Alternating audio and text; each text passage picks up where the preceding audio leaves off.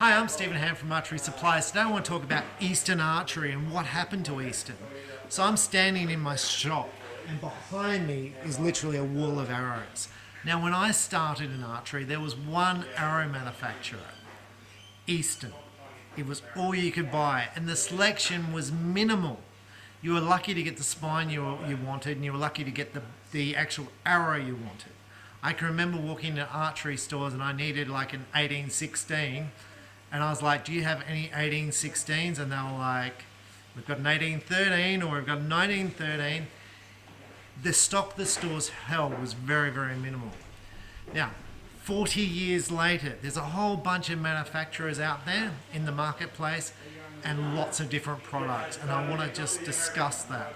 So the first thing I did was went through and asked all my staff to name some of the archery manufacturers. And I say, sorry, arrow manufacturers. And the biggest number I could get was 8, and most got 5.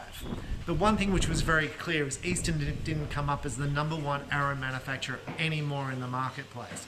And I want to talk about why this is the case and what's happened in the archery industry over 40 years to diminish Easton's impact on the archery industry. Now the first thing, shops have got bigger. So when I started off in archery shops were very small. Most archery shops would only stock 5 bows and a handful of arrows. Today we stock massive amounts of bare shafts, made up arrows, as I spin around.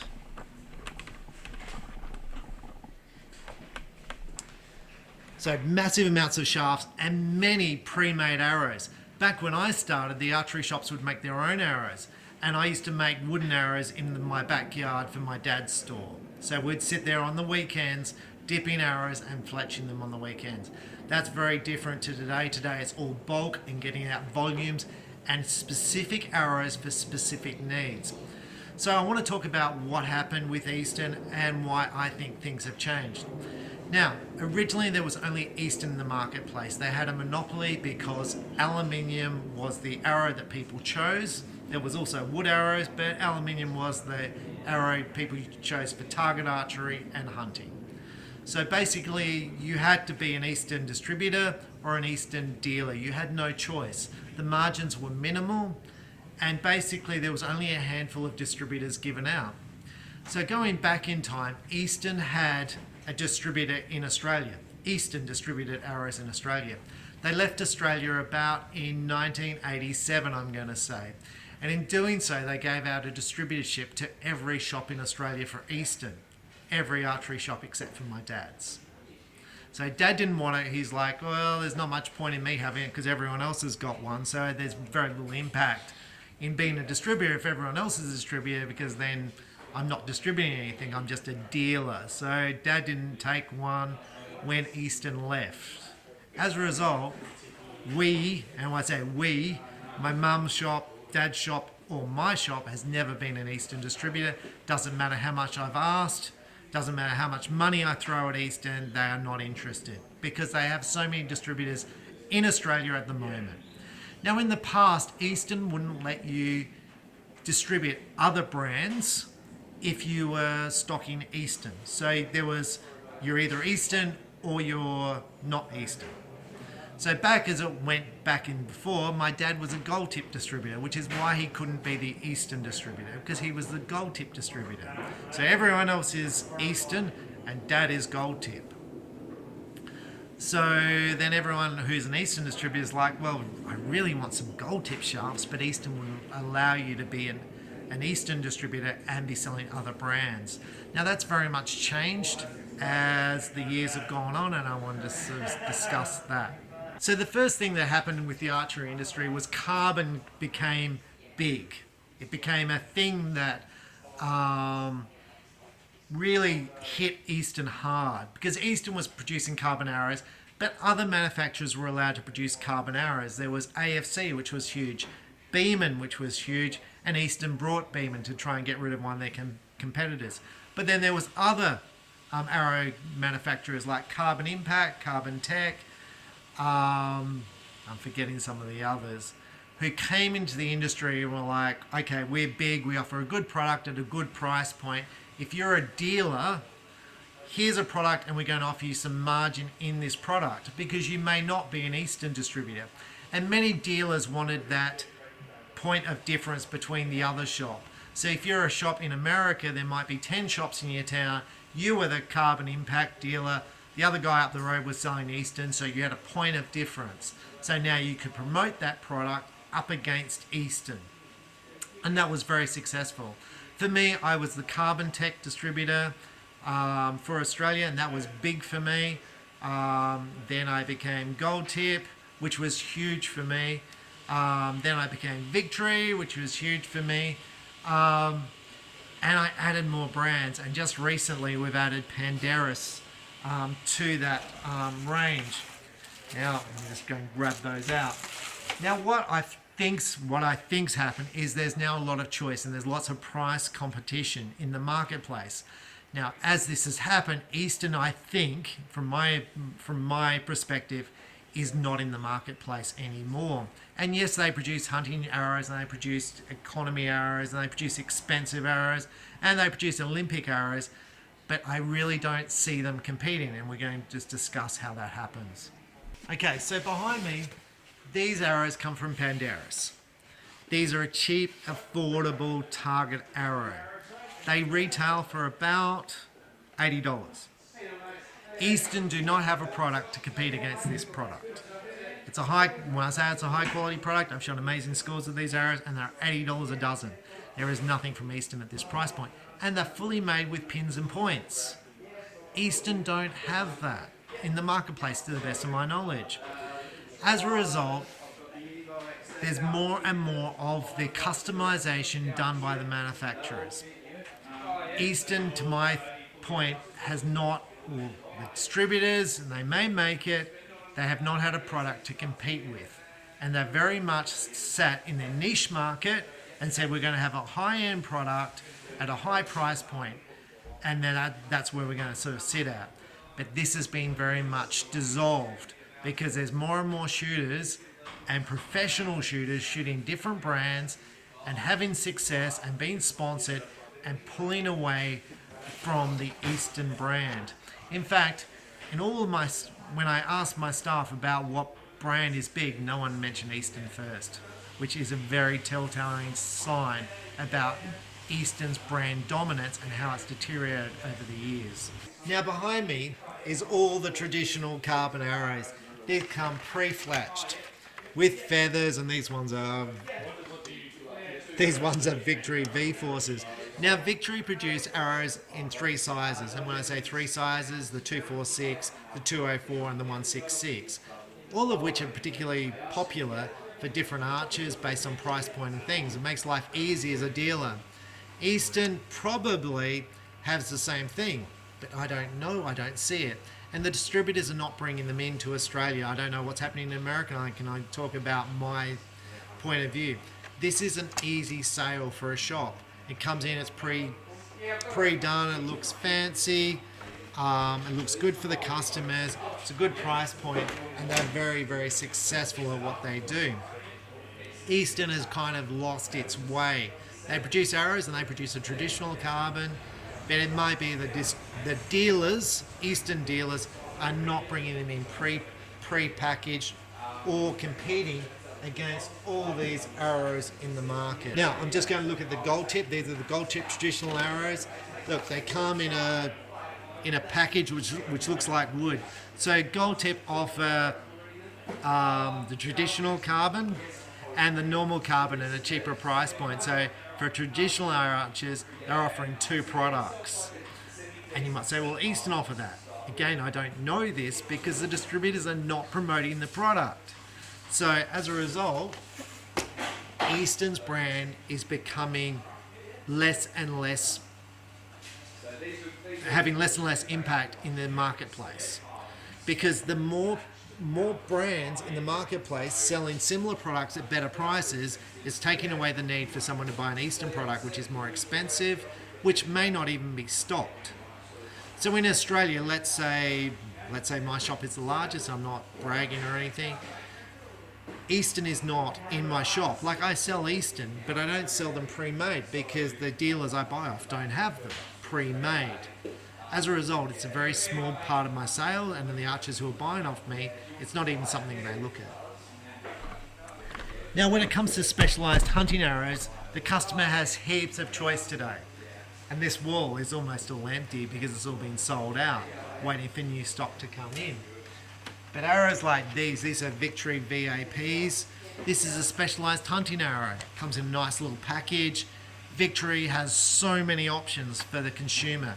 They have the 245s, 246s in the elite, the hunting, the sports models, and they have 204s. They have the 166 and the target versions in the 3 models again.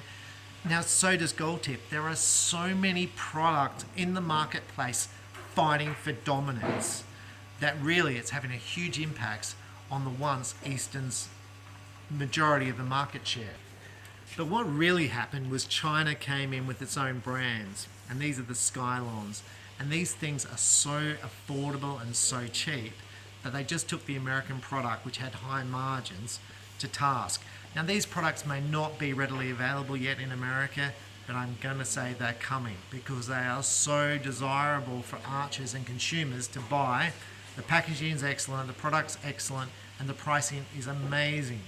It's almost half, I'm going to say maybe less than half the price of the equivalent Easton product on the marketplace. So it's really sort of taken over it. Now, in my store, the Chinese product may account for up to 90% of all my sales. Now, behind me is walls and walls of arrow shafts. And you're going to say, well, this is where Easton dominates. It dominates in the top end target market, where an archer wants the specific spine at the specific draw length, and it's for the elite archer. That's where Easton's going to dominate. And you look behind me at all the different products, Victory, Gold Tip, Pandarus. There is so many brands on the marketplace today, and so many spines and so many different products in each brand, that Easton is now only taking up a small part of the marketplace. And Fivix here have got their own brand, and no one mentioned Carbon Express, which I think is a telltale sign. At one stage, Carbon Express, I'm going to say, would have been the second biggest brand as far as arrows. No one mentioned Carbon Express. Now, if I look at Easton, and I have lots of Easton in stock, probably more so than a lot of the Easton distributors, the problem with Easton for me, and I'm going to grab some Eastons off the thing, these shafts cost about $600 to buy. So if I have 10 dozen and I have more on the shelf, there's $6,000 worth of arrows sitting right here. The margins are very minimal, so I might make $30, $40 on this $600 set of arrows. So the margins are terrible. And I've got to stock so many spines and then plus all the components for them, which is why most stores don't stock them. So it's very, very rare that you'll see one of these arrows in a store. Most stores will just order them in as a customer walks in the store. Now, this makes it doubly hard for the archer and for Easton to have dominance because the stores are no longer stocking the product. So a customer walks in and goes, I want 500 spined X10 arrows. And you're like, well, I don't have them, but I have all these other spines. Well, that's not good enough because it doesn't matter that I've got 10 dozen in stock. I don't have the spine you need. Well, what 500 spine arrows do you have in stock? Well, it just so happens I have the Pandarus X10s, which are pretty equivalent to the X10s in stock because they're half the price. Or I have these other arrows, which are 500 spine in stock. This is all eroding Easton's dominance in the marketplace. Now, Easton might say, well, I don't care because I sell all these other products. I sell push bikes now and I'm much bigger than all these other products. Well, maybe, but in your area, archery, you are losing your market dominance. And I'm going to say it doesn't matter if you're in baseball, push bikes, the same thing is going to happen.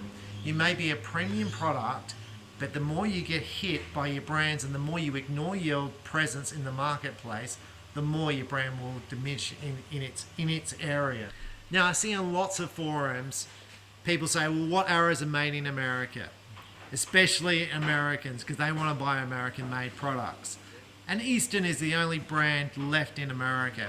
All the rest have been outsourced to other countries, Mexico, Vietnam, China, and I'm obviously missing some of the other places where arrows are manufactured. Now, brands like Black Eagle have become big recently. These are, I'm going to say, a product made in Vietnam. I think they're made in China, but they've become big because they're sponsoring lots of shooters and they're giving you prize money to win. So this has caused even more of your traditional shooters to switch brands and diminishing the Easton's position in the marketplace even further. So brands like Black Eagle are growing in presence with more and more products at high end, target end, beginner end, and it's taking away, it's converting more and more shops to a brand which is not Easton. The last point is going to be what really affects Easton's marketplace is attitude. And you're going to say, well, Stephen, you've got an attitude too, and yes, I probably do. When I go to Easton, I say, I want to be an Easton distributor. I want to sell your products in my store. And Easton goes, well, we're not interested in that. And I'm like, how about I give you $200,000 order for Easton? And they're like, no, we're not interested in that. What you've done is you've taken half of the Australian market and gone, we don't care about half the Australian market. But what you've done is all the Easton distributors are now stocking my products. So they're now stocking Gold Tips, they're stocking Black Eagle, they're stocking all the other brands to be competitive with me. So what you've done is you've diminished your line even further. In fact, there's no dealer in Australia stocking exclusively Easton anymore. Every Easton distributor is now stocking all the other brands as well. So there's now no exclusive Easton distributors. So now, even in the Easton stores, Easton is a very small part of their sales, which I find very, very interesting. So even though Easton was like, let's have dominance and let's force you to buy our product, all the stores have gone, actually, I can't do this anymore because the other products are so dominant, I need to sell the other brands, which I find very, very interesting. I don't know what it's like in America in the stores because there's so many stores in America and Canada and across Europe. I think Europe is the same as what I'm doing here. Like there's lots of brands and the stores are bringing lots of brands at the right price point and customers are buying products at the right price point. I think that's occurring in England also. I think America's still, there will still be a fair bit of Easton, but I don't think Easton's producing the pre-made arrows like the other brands at the different price points like the other brands. And as a result, if you're a store and you're stocking just Easton, I'm going to say you're probably losing a lot of sales in the process. I'm Stephen Hand from Archery Supplies. That's my view on what's happened to Easton over the years. It's been very, very interesting to watch, and it'll be interesting to see where it goes in the future. Thanks for watching.